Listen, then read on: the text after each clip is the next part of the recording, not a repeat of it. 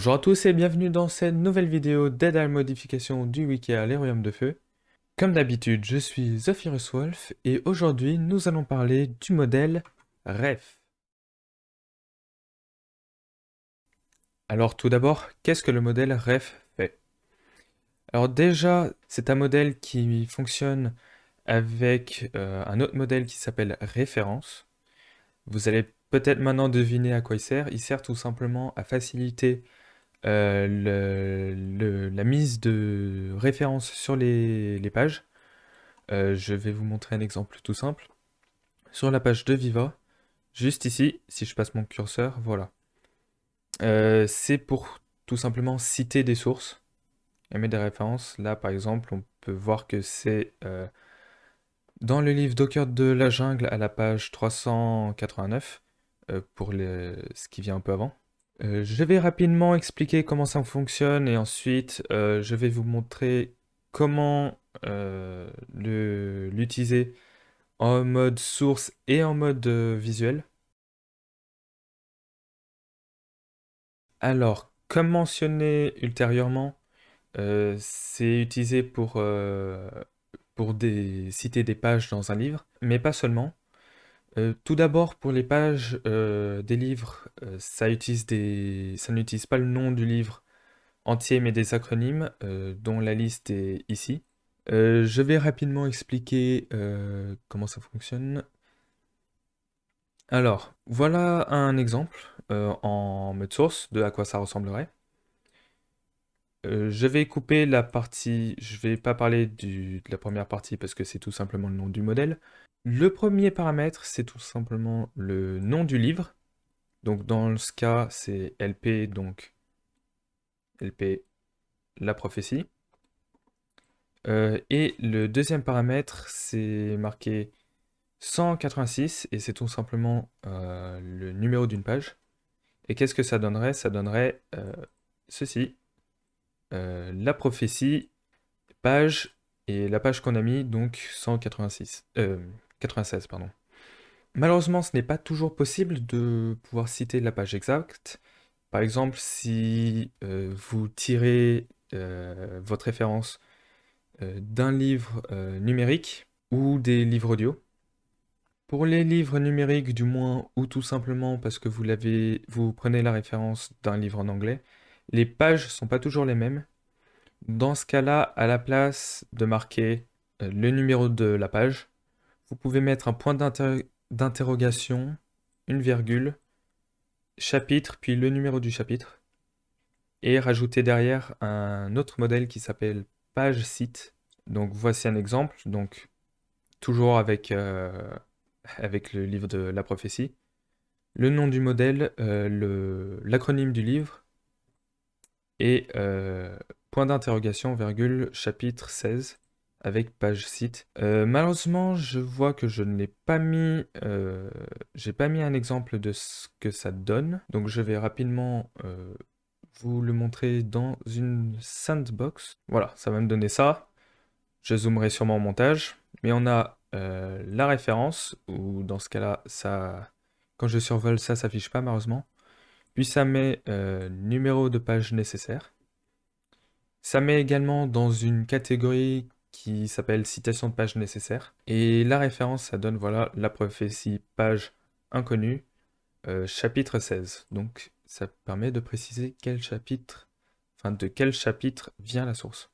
Des fois, les références ne viennent pas des livres, mais de quelque chose que l'autrice, donc Tui Sutherland, a dit dans un événement ou autre. Dans ce cas, à la place de mettre l'acronyme d'un livre en premier paramètre, on peut mettre event, puis le lien de la source, donc ça peut être vidéo ou d'une publication qui a été écrite à la suite. Si c'est de quelque chose qui est audio ou vidéo, vous pouvez mettre event, le lien de la source, puis le timecode en troisième paramètre. Si vous voulez dire que la source vient du prologue ou de l'épilogue, à la place de mettre le deuxième paramètre qui est censé être la page, vous pouvez mettre l'acronyme du livre, plus un P en majuscule pour le prologue ou un E en majuscule pour l'épilogue. Ça fonctionne aussi. Et maintenant, place à une démonstration. Alors celle-ci sera faite en mode source. Je suis sur la page d'Épine et je vais le faire ici. Donc je vais appuyer sur le petit crayon. Ça va m'amener en mode source pour cette partie. Alors, j'ai le livre avec une référence exacte pour certains points. Donc, elle est couleur. Oh, ça a été mal écrit. Alors, elle aurait des taches brunes sur le museau et les ailes. Alors, quand je regarde dans le livre, je peux voir déjà que c'est faux, puisque c'est pas sur le museau, mais le dos. Donc voilà, je le corrige. Donc c'est sur le dos et les ailes. Je vais désormais mettre le modèle. Donc je mets quelques petites... comment ça s'appelle ça déjà? Accolades. Je crois que c'est une accolade. Donc je mets deux accolades, puis le nom du modèle. Donc bref, vous n'êtes pas obligé de mettre les majuscules. Je mets une barre verticale. C'est donc... Je sors donc cette référence du livre, pas la prophétie, La nuit la plus claire. Donc la nuit la plus claire. Et mon clavier bug. Souvent, les plus petits mots au centre sont... L'initiale est en minuscule. C'est pour ça que le deuxième L est en minuscule. Je rajoute un autre pipe, enfin une autre barre verticale, et c'est la page 107.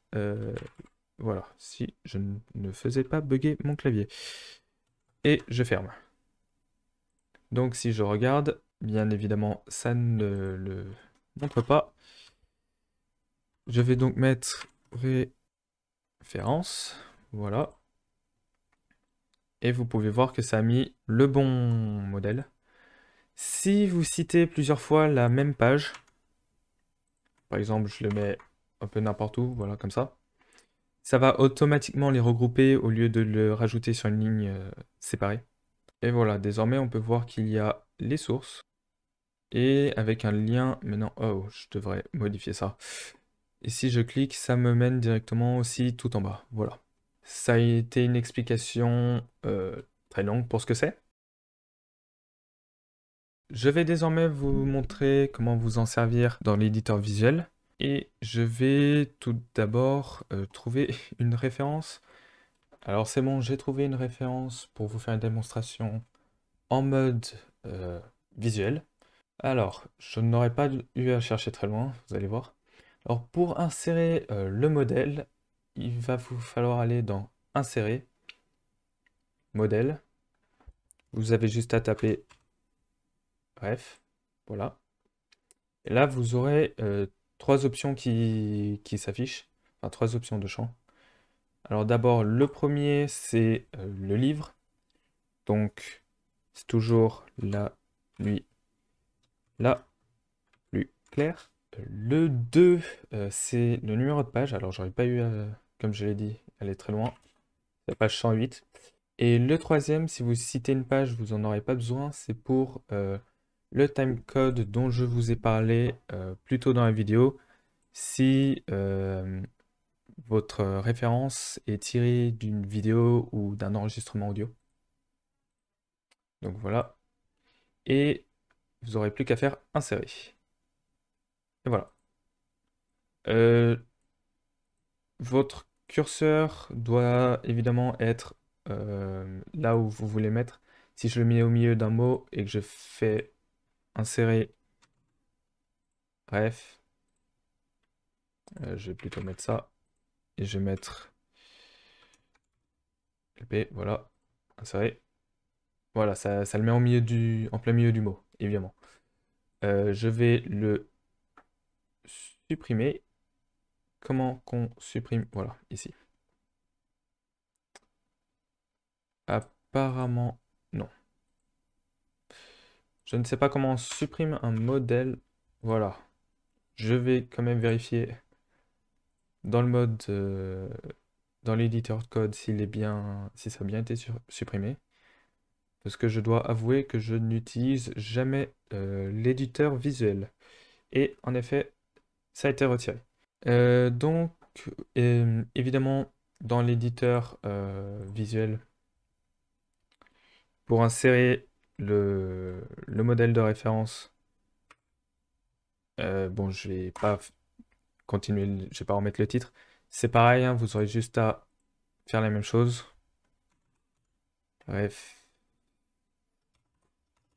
Référence. Il n'y a pas de champ à mettre, donc vous aurez juste à cliquer sur insérer et ça le met automatiquement. Et normalement, c'est bon. Donc si je retourne dans l'éditeur code et que je fais aperçu, voilà. Vous pouvez voir que les références se mettent. Plus qu'à faire une modification mineure et enregistrer. Et c'est tout. Voilà, c'est tout pour cette vidéo. J'espère que j'aurai été compréhensif d'abord et qu'elle vous aurait été utile pour pouvoir comprendre ce modèle. J'espère évidemment que vous en servirez puisque c'est quand même quelque chose qui peut être important de citer l'origine de ce qui est marqué dans les différentes pages. En tout cas, sur ce, je vous laisse pour cette vidéo et je vous retrouverai pour de prochains conseils. Bye!